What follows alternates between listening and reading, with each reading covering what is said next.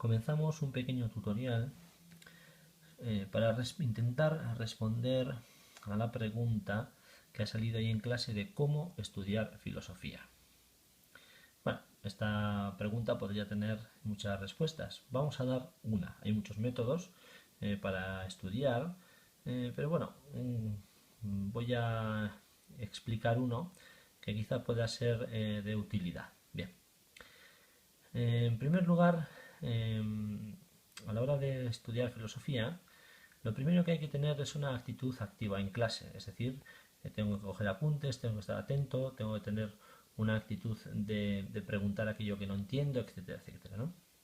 Es importante esto porque cuando lo explica el profesor se entiende, pero luego a los 10-15 días, cuando me enfrento al estudio personal, pues quizá ya no lo tengo tan claro o se me enrevesan las ideas y no tengo dónde recurrir porque no he cogido apuntes ni he tenido una actitud activa en clase. Bien, por tanto, importante tener una actitud activa en clase. En segundo lugar, voy a poner un ejemplo para ilustrar lo que quiero decir del estudio de los conceptos en filosofía o de las teorías dentro del tema 2. Dentro del tema 2 de filosofía de primer bachillerato tenemos el tema entre los dioses del Olimpo campea el eterno número. Este tema fundamentalmente nos habla de la ciencia y de su método y lo que hace es hacer una crítica filosófica, es decir, de alguna manera poner en cuestión los presupuestos de la ciencia y su método. Vale, vamos a ir a un concepto que ha salido hoy en clase, que es el concepto de experimento, ¿de acuerdo? Bueno, cuando me enfrento a este concepto de experimento, lo primero que tengo que tener claro es dónde se enmarca, es decir, dónde está este concepto del experimento dentro de toda la teoría. Por tanto, tendré que tener muy claro y no perder de vista que el experimento está dentro del tema 2, que nos habla sobre la ciencia y su método. Y en concreto el experimento forma parte de lo que llamamos método científico o método hipotético deductivo, que es lo mismo. O sea, este enmarque no lo tengo que perder nunca de vista. Y es bueno que lo hagamos con todos los conceptos, es decir, que no perdamos la perspectiva global de aquello que estamos estudiando en concreto. Vale. Y en tercer lugar, después de la actitud activa y de enmarcar los conceptos, tenemos que ir al concepto en sí. En este caso se trata de una definición. Entonces, la propuesta metodológica que hago es que cuando nos enfrentamos a un concepto o una teoría, saquemos siempre las ideas clave que están dentro de ese concepto. Por ejemplo, en este caso, si leemos la definición, dice así: un conjunto de actividades convenientemente planificadas con ayuda de fórmulas matemáticas con las que se pretende descubrir cómo se comportan las cosas. En esta definición podríamos claramente sacar o identificar tres ideas muy claras y distintas entre sí. En primer lugar, dice ahí un conjunto de actividades convenientemente planificadas. ¿Qué significa esto? Bueno, pues significa básicamente que el experimento se desarrolla, se planifica previamente, es decir, tiene un orden ya establecido de una serie de acciones o actividades sistemáticas, una detrás de otra, por tanto, y fijadas en un orden temporal.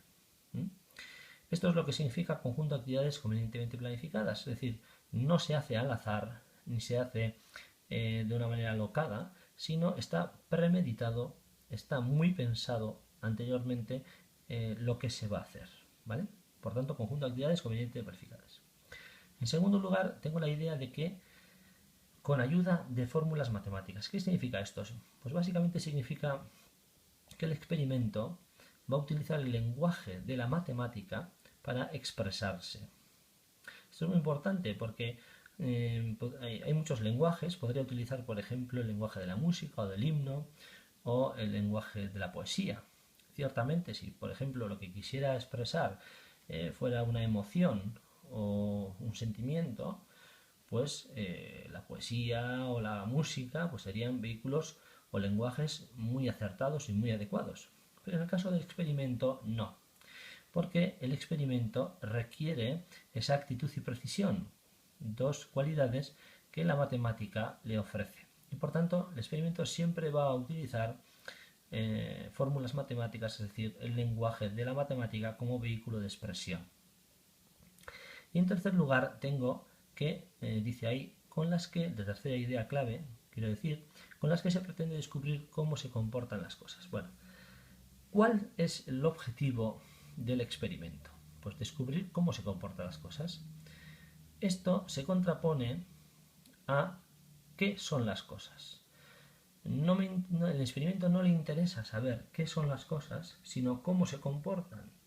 Por ejemplo, en el famoso caso de Galileo, cuando Galileo se enfrenta a la teoría geocéntrica y propone su teoría heliocéntrica y la calcula con fórmulas matemáticas y de alguna manera la fundamenta con cálculos de observación y experimentación que ha realizado, lo que está haciendo es descubrir cómo se comporta la Tierra. No qué es la Tierra o qué es el Sol, sino cómo se comporta la Tierra y cómo se comporta el Sol.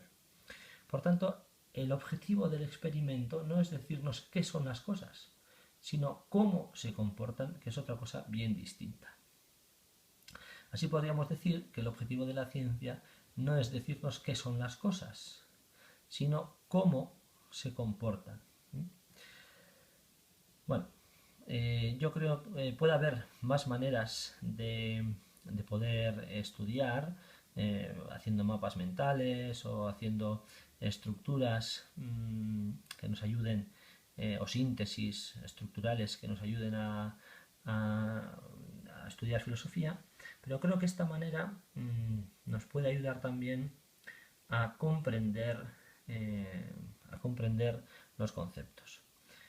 Porque si no los entendemos, difícilmente podremos organizarlos para luego poder dar cuenta de ellos. Pues nada más. Con esto terminamos el tutorial.